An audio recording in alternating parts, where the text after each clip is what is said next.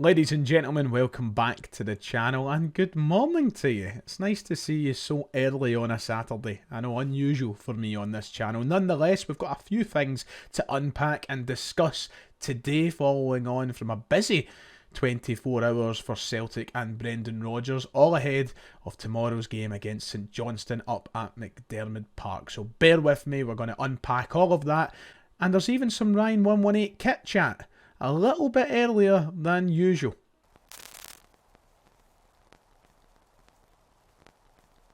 If you haven't, please make sure to hit like and subscribe. That would be much appreciated. We are so close to 49,000 subscribers, which is the last step before the big 50k.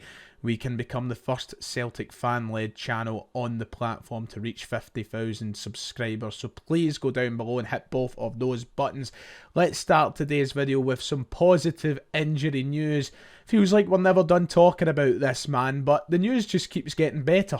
And that man is Kasper Schmeichel. Yes, that's right. We have yet another positive update about the injury status of Celtic's number one. Following on from what looked like a nightmare at first to becoming a bit better, is now pretty good, because Brendan Rodgers confirming at his press conference yesterday that Kasper Schmeichel could be back even sooner than the 5 to 6 week timeline he gave during the week. So remember, Kasper Schmeichel, here's a brief rundown of what happened. He got injured against Portugal on international duty last week in a Nations League game. It was then reported by the Danish media he could be out for a very long time, and in fact some of them quoting until September of this year.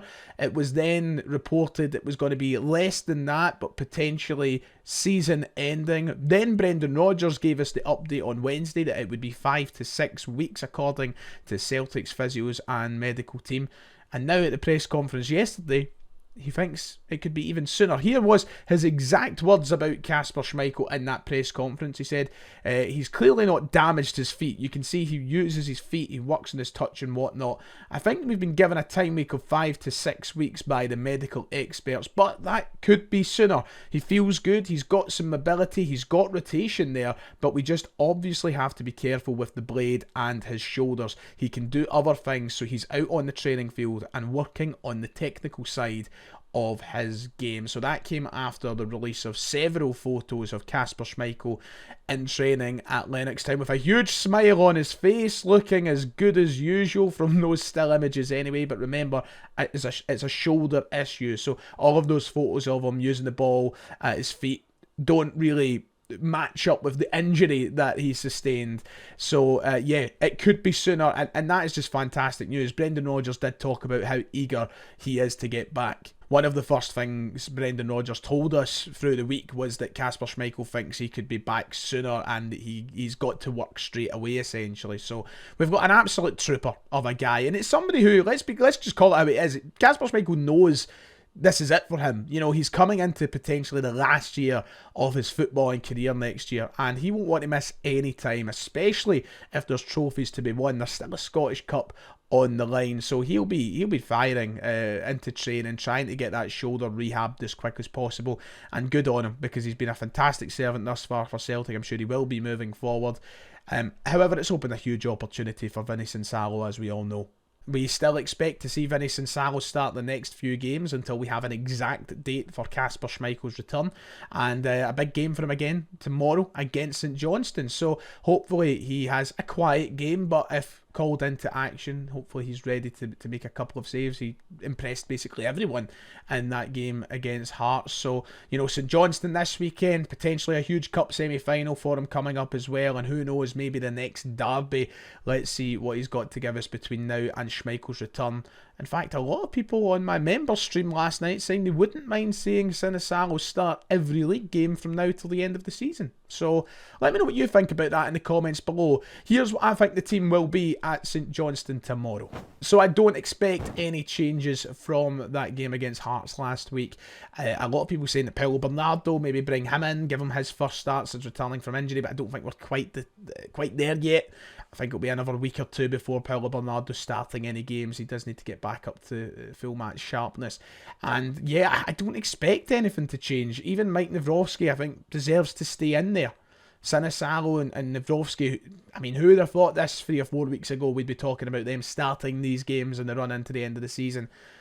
You know, nobody, but we've allowed ourselves to take those sort of risks, and Nawrocki has done well enough to deserve another start, to warrant another start. And you know me, I'm a huge Austin Trusty fan, I really like him, but Nawrocki's not put a foot wrong really, and I don't think he deserves to be taken out of the team for that. So yeah, I think the team will remain the same. Maida through the middle, Rogers has been talking about that quite a lot, so yeah, this is the team I expect to see play out there tomorrow.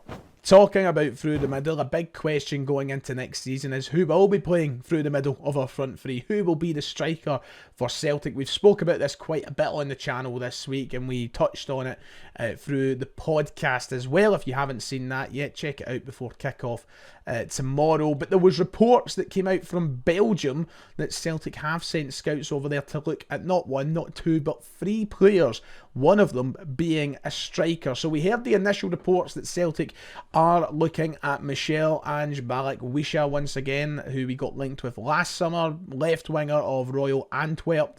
Of course, got a big injury at the start of the season, which kind of ended all of those rumours, and he remained an Antwerp player. But apparently, Celtic scouts have been spotted looking at him. We spoke about that in the podcast. However, what we didn't really touch on was the 2 other players in Belgium that Celtic are reportedly scouting. So according to reports, Celtic are looking at the duo of Noah Siddiqui and Franjo Ivanovic, both of Union Saint-Gilloise in the Belgian Jupiler Pro League. 2 very highly rated players, but 2 players who certainly fit the profile of signing Celtic need to make this summer. One of them being a defensive midfielder, the other being a striker. So we're not going to get into too much detail about them both today, but here's a very brief kind of look into the 2 players. Noah Siddiqui, currently valued around €10 million, one of the top defensive midfielders in Belgium, currently only 20 years of age as well. Fits that profile that Celtic like to shop in, the young market with a lot of potential sell-on value. Of course, very highly rated, though he has played so many games this season. He's up to about 35 appearances for the Belgian side, including 10 Europa League appearances, so experience across domestic and European football. He is a Belgian Cup winner, and somebody who, I'm not going to lie, I really like the look of. Could be great depth in that Callum McGregor position, and could be a natural heir to Callum McGregor's throne when he starts to naturally move on. The other player, Franjo Ivanovic, one of Belgium's top goal scorers this season. He's 5th joint top scorer in that league with 11 goals in the league alone, but 18 goals across all competitions, including 4 in the Europa League for Union Saint-Gilloise. Currently valued at £8 million, another one that would command a hefty fee, but Celtic have apparently been looking at him. Born in Austria, but of Croatian nationality, only 21 years of age. Celtic apparently looking at both of these players, and I really like the look of both of them. You're looking at 2 players who have a combined valuation of around €18 million. Now keep in mind that is according to Transfermarkt, whose valuations are a bit over the place at times. But when you look at the seasons they're having individually, when you look at their age, when you look at the way that they could go internationally for both Croatia and the Congo respectively, you know, these are 2 guys that could have big careers, and I'm sure that Union Saint-Gilloise will be saying to themselves, hey, we want money for these guys. So you can choose how much to believe in this story so far. I mean, you throw in those 2 with Michel Ange-Balak Wisha, who's valued around 5 to 6 million, we're hearing at the minute. You know, you're talking 20 million plus worth of players. Are Celtic going to drop £20 million on 3 players? Maybe more? I don't know quite if we're going to jump in that deep to start off with, but it gives a little bit of insight to the areas we're going to be looking at. We've heard links with already, I think, 3 defensive midfielders in the past couple of weeks. That almost guarantees we're in for a defensive midfielder. We've heard links with a couple of wingers since January. I think we're almost certainly in for a winger. And a striker, who knows? Brendan Rodgers said he likes Maida through the middle, but we all know we'd like someone. So, yeah, keep your hats on. We're not quite there yet, but the rumour mill is starting. Right, let's finish off the video talking about kits. And of course, we all know by now the leaked images have come out of Celtic's away kit for next season, and I'm sure some of you will be eager to hear my opinions, considering a big part of this channel every year is the Ryan 118 kit rankings. And I'm not really looking forward to ranking this, because here is that leaked image of Celtic's away kit for the 2025-26 campaign. Jota was photographed in that away kit. I don't know what to think, man. I'm not a huge fan, and I'm more just underwhelmed and disappointed, to be quite honest, because we were told by footy headlines, and this isn't fault of ADIDAS or Celtic, because it wasn't them that put this information out there, but we were told via footy headlines, who are very reliable, that next year was going to be a Bumblebee kit.